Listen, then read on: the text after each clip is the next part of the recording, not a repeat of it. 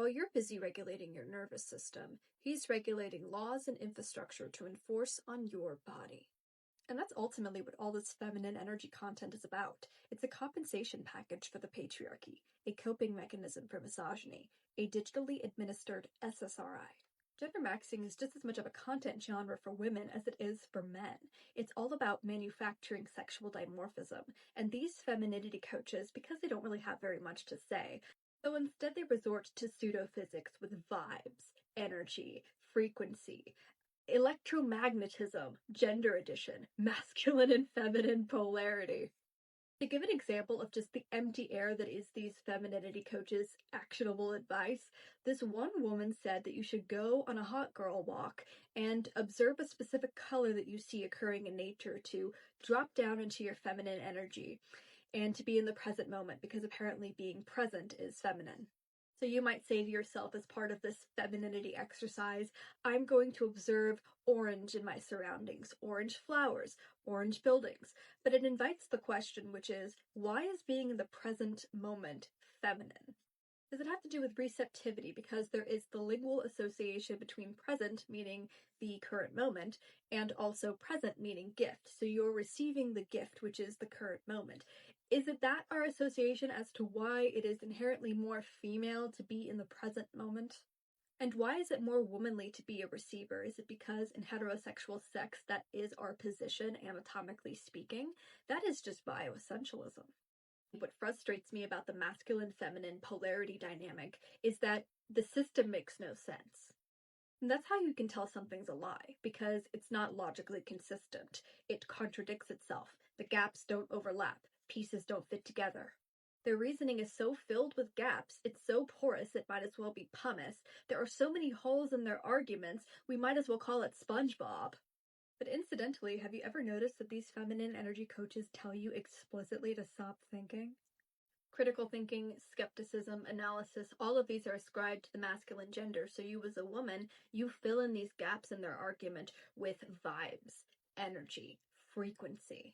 Like I said before, the problem I have with these feminine energy coaches is not only does their arguments not really make any sense, but also they don't give you any real practical tips aside from go look at orange flowers. At the very least, femininity as an archetype is very collapsing. When you become feminine and in your feminine energy, you liquidate. You become effervescence, basically a pink, bubbly fizz. No center, no core. You're supposed to liquidate yourself to fill in the gaps of their porous worldview. Truth is a load-bearing structure. There is a route from point A to point B. Far from being load-bearing, femininity and its counterpart masculinity are collapsing. They crumble your sense of self-worth, and it replaces it with this facade of gender-conforming behavior. That's why these femininity coaches never give you actionable, concrete solutions to gender max your way into being a 10-10 feminine woman. But because flowers are associated with the feminine, because their petals can sometimes resemble a vulva, I guess flowers are female. Pretty little ornamental things, just like us. It's interesting when you deconstruct what society deems feminine, it's almost always wraps itself around all the way back to sex. The flower-vulva association, receptivity, anatomical positions between men and women. I mean, it is crude, and the funny thing is, when you look at how anatomical and biologically based a lot of this spiritualism is, it loses its mysticism. When it comes to typecasting ourselves as women, as nymphic creatures, it's because there's the association between women, fertility, and nature. But then again, men technically are more fertile than women. They tell us we need to have womb-centered spirituality, but what about my gallbladder? What about my colon? Are those non-spiritual organs? I mean, what about my spleen? How come we never do spleen-centered spirituality? Why is it always womb?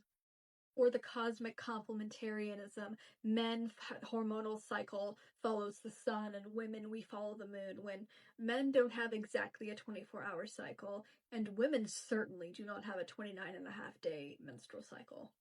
That's the last thing I'll say about propaganda. Yes, also there's the bits and pieces that don't fit together. But also, there's the it fits together too well, the simplistic children's storybook explanations, like men follow the sun, women follow the moon, which is just medically illiterate. And that's where these femininity coaches fail. They are explicitly anti-logic, but the little logic they do use is that storybook explanation of how men and women are complementary but equal.